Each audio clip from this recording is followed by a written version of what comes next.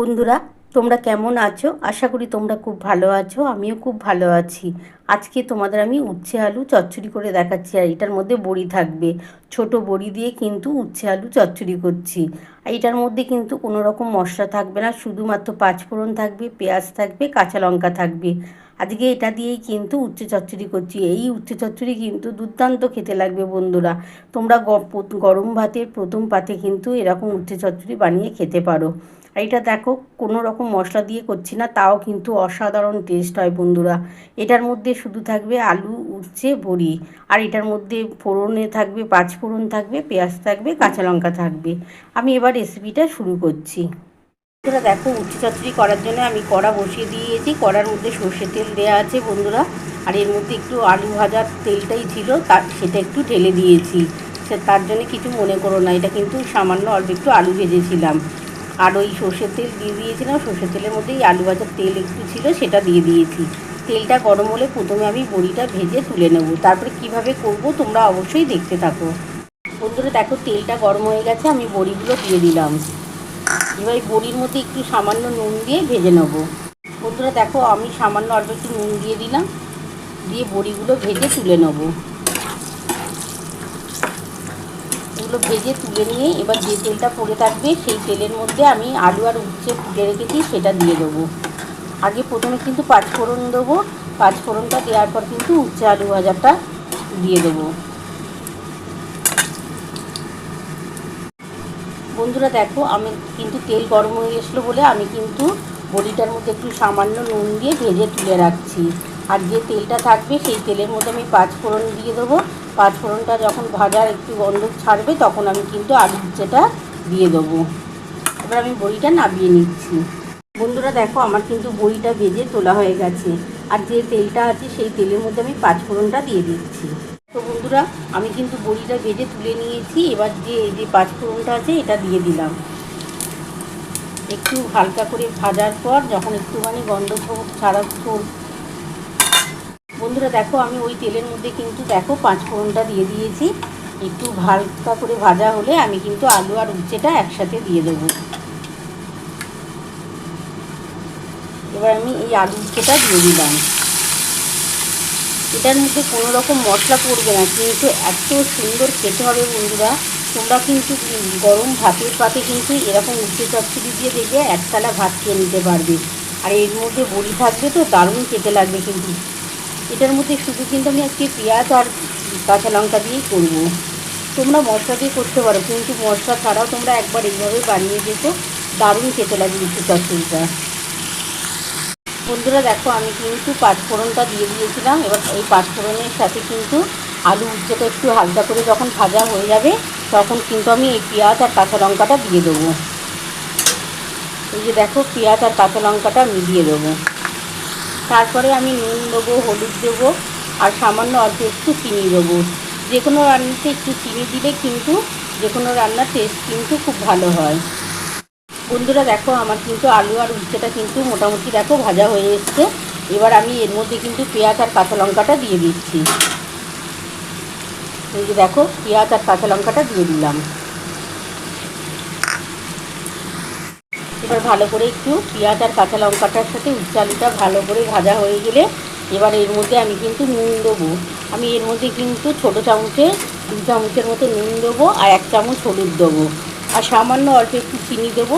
চিনিটা দিলে খুব ভালো টেস্ট আসবে, তার জন্যই কিন্তু চিনিটা দেবো।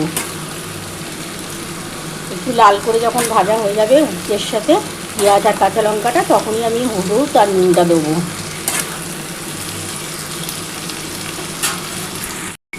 বন্ধুরা দেখো, আমার কিন্তু আলু আর উচ্ছেটা কিন্তু মোটামুটি ভাজা হয়ে এসছে। আমি এবার 2 চামচের মতো নুন দিয়ে দিচ্ছি, 1 চামচ হলুদ দিচ্ছি।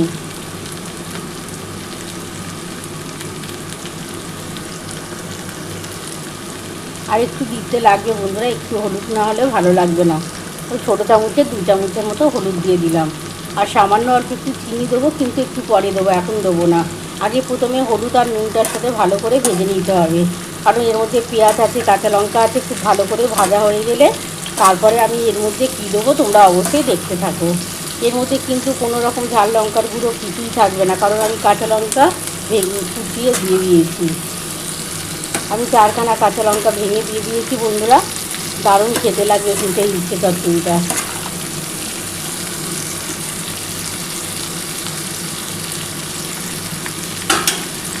বন্ধুরা দেখো আমার কিন্তু উচ্ছে আলু ভাজাটা ভালোভাবে হয়ে গেছে। পেঁয়াজ পড়েছিল, কাঁচা লঙ্কা পড়েছিল, নুন হলুদ সবটাই দিয়েই ভালো করে কিন্তু ভেজে নিয়েছি। এবার আমি কিন্তু ছোটো বাটির 1 বাটি জল দিয়ে দেবো। দিয়ে তারপর সামান্য অল্প একটু চিনি দিয়ে আমি বড়িগুলো দিয়ে দেবো। দেখো খুব ভালোভাবে কিন্তু ভাজা হয়ে গেছে। এবার এর মধ্যে আমি কিন্তু জল দিয়ে দিচ্ছি 1 বাটি। বন্ধুরা দেখো এবার আমি ছোটো বাটির 1 বাটি জল দিয়ে দিলাম। খুব বেশি জল দেবো না, কারণ উচ্ছে চচ্চড়িতে বেশি জল দিলে আবার ভালো লাগবে না খেতে। যা এতটাই জল দিতে হবে যাতে বড়িগুলো দেবো, তো বড়িগুলো যাতে ভালোভাবে সেদ্ধ হয়ে যায়। আর গ্যাস কিন্তু আমি আস্তে করে দেবো। এখনই আমি গ্যাসটা বন্ধুরা আস্তে করে দিয়েছি। দেখো আমার গ্যাস কিন্তু আস্তে করে দিলাম। দিয়ে এই যে ওপর থেকে বড়িগুলো দিয়ে দিলাম। আর সামান্য অল্প একটু চিনি দিয়ে আমি ঢাকা দিয়ে দেবো। দেখো বন্ধুরা খুবই সামান্য অল্প একটু চিনি দিয়ে দিলাম। দিয়ে একটু ভালো করে নাড়াচাড়া করে দিয়ে আমি কিন্তু ঢাকা দিয়ে দেবো। একটা থালা ঢাকা দিয়ে রাখবো। 5 মিনিট ঢাকা দিয়ে রাখলেই হয়ে যাবে। গ্যাস আস্তে করা আছে বন্ধুরা। আর খুব বেশি জল দিলে কিন্তু এই উচ্ছে চচ্চড়ির টেস্টটা কিন্তু ভালো লাগবে না। তার জন্য কিন্তু খুবই সামান্য জল দিয়েছি, তোমরা তো দেখতেই পেলে। এবার আমি কিন্তু ঢাকাটা দিয়ে দিচ্ছি। আমি 5 মিনিটের মতন ঢাকা দিয়ে রাখলাম। 5 মিনিট পর ফিরে আসছি। বন্ধুরা দেখো আমি 5 মিনিট পর ফিরে এলাম। এবার আমি ঢাকাটা খুলে দেখি কতটা হয়েছে। আমার গ্যাস কিন্তু আস্তে করাই আছে বন্ধুরা। দেখো আমি কিন্তু গ্যাস আস্তে করেই করছি আজকে। 5 মিনিট পর ঢাকাটা খুললাম, দেখি কতটা হলো।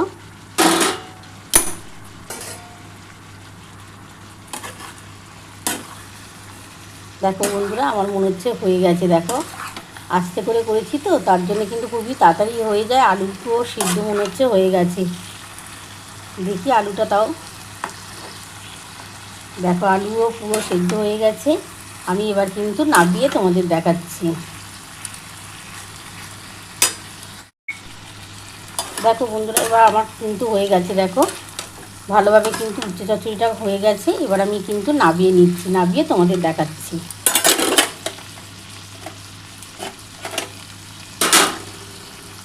বন্ধুরা দেখো আমার কিন্তু উচ্ছে চচ্চড়ি নামানো হয়ে গেছে। তোমরা তো পুরো রেসিপিটাই দেখে নিয়েছো আমি কিভাবে করেছি। তোমাদের যদি আমার এই রেসিপিটা ভালো লেগে থাকে প্লিজ একটা লাইক সাবস্ক্রাইব করতে ভুলো না। আর কমেন্ট বক্সে অবশ্যই জানিও কেমন হয়েছে। তাহলে এরকম আরও নতুন নতুন রেসিপি নিয়ে তোমাদের সামনে হাজির হব। Thank you.